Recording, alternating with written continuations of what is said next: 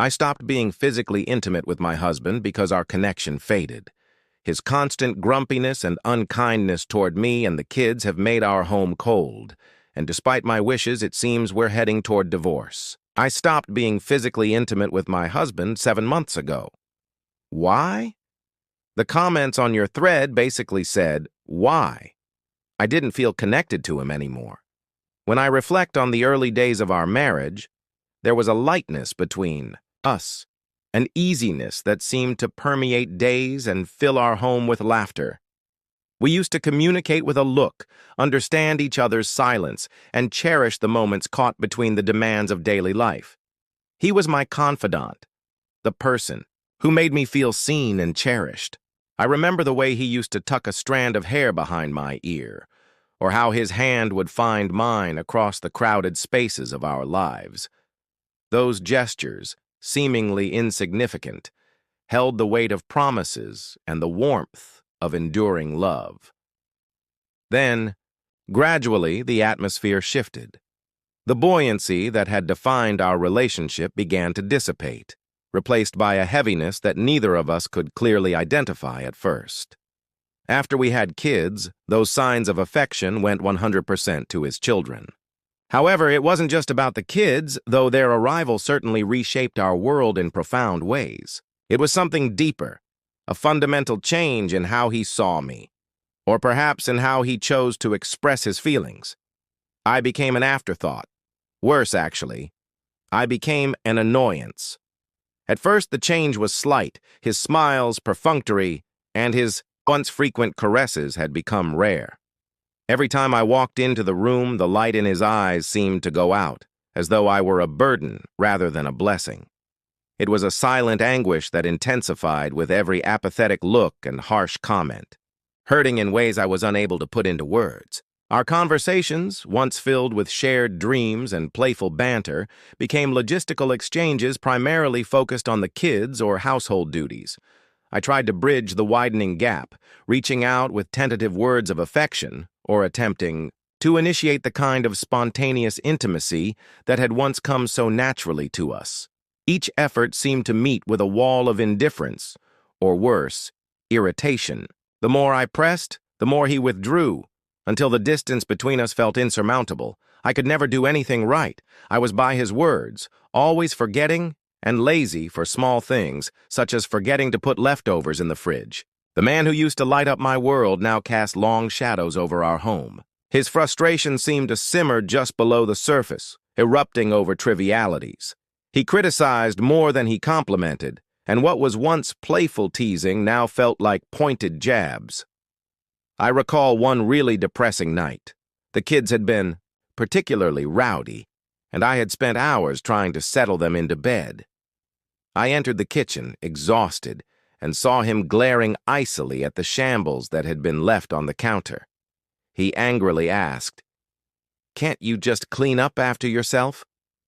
It felt colder here than it had outside that night. His words stung, not because of their severity, but because of what they represented, a deepening void filled with resentment and misunderstanding. I looked at him, really looked, and saw a stranger where my husband used to be. The air in our house grew thick with unspoken resentments, and as much as I tried to penetrate the silence, my efforts seemed to only drive us further apart. His moods became a barometer for our daily life, unpredictable and often stormy.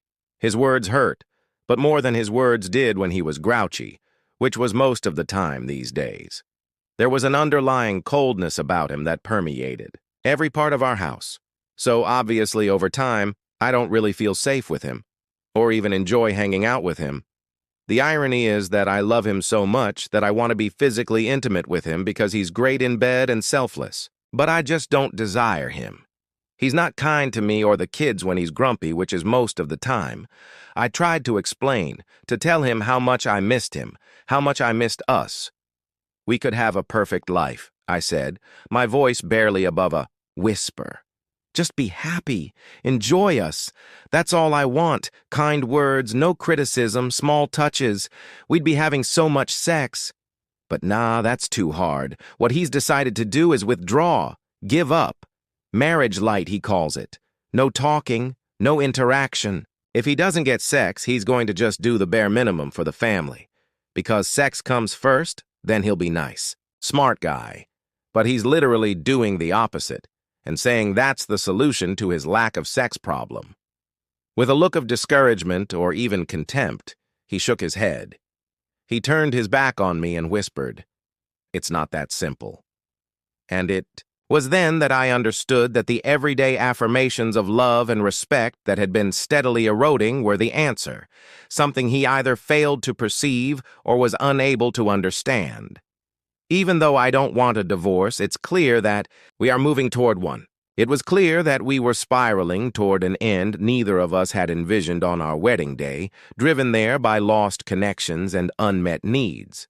The irony was that although we both desired intimacy, we were unable to bridge the widening gap update. One evening, as I was setting the table for dinner, our youngest, Mia, accidentally knocked over a glass of water. The sound of shattering glass echoed like a gunshot in the tense air. I held my breath, bracing for his reaction. True to the new norm, he stormed into the kitchen, his face contorted with frustration. "Can't you kids do anything right?" he snapped. At her Mia, only 7, her eyes wide and brimming with tears, recoiled as if the words were physical blows. I rushed to her side, but the damage was done. She was shaking, a small, scared shadow of the bubbly child she once was. That night, after I had tucked Mia into bed and soothed her fears, I confronted him. "You can't keep doing this to the kids," I said, my voice firm despite the trembling I felt inside. "They're afraid of you. You're supposed to be their protector, their hero, and you're turning into the monster under their bed." He paused, and for a moment, I thought I saw a flicker of realization in his eyes. But it passed quickly, and he shrugged off my concerns.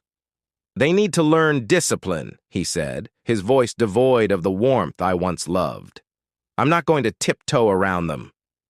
The chasm between us widened with his every dismissive remark. I found myself wondering how the man I had fallen so deeply in love with could now look at me, at his own children, with such indifference and irritation. Our home had become a battlefield, our interactions mined with potential triggers for his temper. The situation escalated one afternoon when I found him berating our son, Lucas, for not finishing his homework. Was harsh, his words sharp, and I saw in Lucas the same fear that had gripped Mia. I stepped in, unable to hold back any longer. "Stop it! Just stop!" I shouted. "They're just children. You're tearing them apart." He turned on me then, his anger no longer contained. "And what about you?" he retorted. "You're so busy defending them, you don't see the stress I'm under. You don't see me at all." I realized then that this was more than just a rough patch. We were at a breaking point. His unwillingness to seek joy with us, his relentless negativity. It wasn't just pushing me away. It was affecting our children deeply. Each day left emotional scars, and I feared the long-term effects it would have on them. The home that once held laughter and love now felt oppressive. A place where joy was, suffocated under the weight of constant criticism and discontent. Edit. I'm not here for advice despite the flair.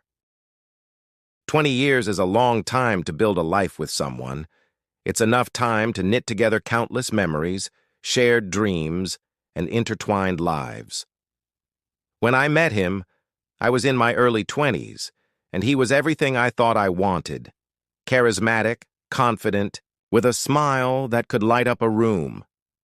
We fell into love as easily as one might fall into a dream, swept away by the promise of a future together. But dreams, I've learned, don't always hold up in the harsh light of day. As the years passed, the man I married seemed to retreat behind a facade I no longer recognized, replaced by someone whose warmth had cooled, whose kindness had soured, into criticism. What had once been a partnership began to feel more like a prolonged battle, with each of us in our respective trenches, no longer fighting together but against one another. In an effort to bridge the gap, I suggested marriage, counseling, It was a desperate grasp at what remained of us, a lifeline thrown into the turbulent waters of our failing relationship. Initially, he agreed, albeit reluctantly, but it was short-lived. After only a few sessions, he dismissed the entire endeavor. "There's no point paying someone to tell us what I already know," he said. His voice edged with the kind of defeat that suggested he saw no future in trying. He believed the counselor was just echoing sentiments that were already palpable between us. Undeterred, I scheduled another session. This time, I knew I would likely be going alone. It felt symbolic, this solitary act, a representation of the loneliness that had crept into my marriage, filling up the spaces where laughter and love used to live. Attending the on-demand marriage counseling session alone was a poignant experience. The decision to go by myself was not easy, but necessary. The office was the same, the couch familiar, yet everything felt different. Without him there, the space seemed larger, almost echoing the emptiness I felt. The counselor, a kind and perceptive woman, greeted me with a gentle nod, her eyes reflecting understanding that today was going to be a different kind of session. As I sat down, I felt an odd mix of relief and apprehension. Relief, because I could speak freely without worrying about his reactions or the immediate tension his presence often brought. Apprehension, because going alone underscored the seriousness of our disconnection. It was as if his absence in the session mirrored the growing void in our relationship. The session started with the counselor asking simple questions about how I had been feeling. Speaking without him there, I found my words flowed more easily. There was no need to look over, to gauge his reaction or to temper my words to keep the peace. I talked about the loneliness, the sadness of feeling unpartnered in what was supposed to be a lifelong partnership. I shared the yearning for kindness, the need for a space where I wasn't constantly critiqued but understood and accepted. The counselor listened intently, occasionally guiding the conversation deeper into my feelings of disillusionment and loss. She asked about what happiness looked like for me now, in the current context of my life. This question stumped me. I had been so focused on trying to salvage whatever was left of our marriage that I hadn't stopped to consider what my own happiness might look like independently of him. We explored the dynamics that had led to our current state. Discussing these without him there allowed me to be more honest, more forthright about my grievances without fear of escalation. The counselor helped me see how my people-pleasing tendencies might have enabled some of the dynamics that were so painful now. We talked about setting boundaries, about the importance of self-care and self-respect in any relationship. The session came to an end, and I felt lighter. It wasn't as though my problems vanished magically, but more like I started to see things clearly. By sharing my fears and worries openly, I felt stronger. Yes, the feeling of being alone was still present, but with it came a newfound courage, realization of my own needs, and the understanding that it's okay to pursue a life that meets those needs. Leaving the counselor's office, I felt a stark contrast to the times I had left it with him by my side. Previously, each session was followed by a silence, sometimes resentful, sometimes exhausted. We would leave together but more divided, each of us retreating into our own corners of pain and misunderstanding. This time, I left feeling a sense of individual purpose. The path forward was not yet clear, but the journey felt like my own. Reflecting on our 2 decades together, I've come to realize that the foundation of our relationship was flawed in ways I hadn't seen, or perhaps hadn't wanted to see. I have always been a people pleaser, a trait that made it easy for me to overlook slights, to forgive without amends, to absorb the brunt of his frustrations without complaint. I thought this was resilience, perhaps even a form of love. But there is only so much one can bear before realizing that what is being carried is not shared weight, but a unilateral burden. Now, as I contemplate attending counseling alone, it feels like both an end and a beginning. It's an admission that, while I can work on myself, I can't force him to engage with me in this process. The love I have for him persists, a stubborn flame not easily extinguished even by years of hardship. Yet loving him no longer means sacrificing my own well-being. I've fallen out of love with the man he has become, even as I cling to the memory of the man he once was. The mutual respect, compassion, and kindness I yearn for are fundamental, yet they seem like foreign concepts to him now. My hope for a free space, where mistakes are met with understanding rather than contempt, feels like a modest ask in the grand scheme of a shared life. Yet it's become a cornerstone of what I need to thrive, not just survive. As I face the possibility of attending counseling alone, it's not just the unraveling of our relationship that occupies my thoughts, but the reconstruction of my own sense of self. It's about reclaiming my right to a life where respect and kindness are not just occasional graces, but consistent presences. Whether this path leads to reconciliation or separation remains unclear, but what is certain is my commitment to seeking a better, healthier way forward for myself and hopefully for our children too. I used to be a people pleaser, but then I've realized life is short and I deserve a free space to make mistakes and do my own thing.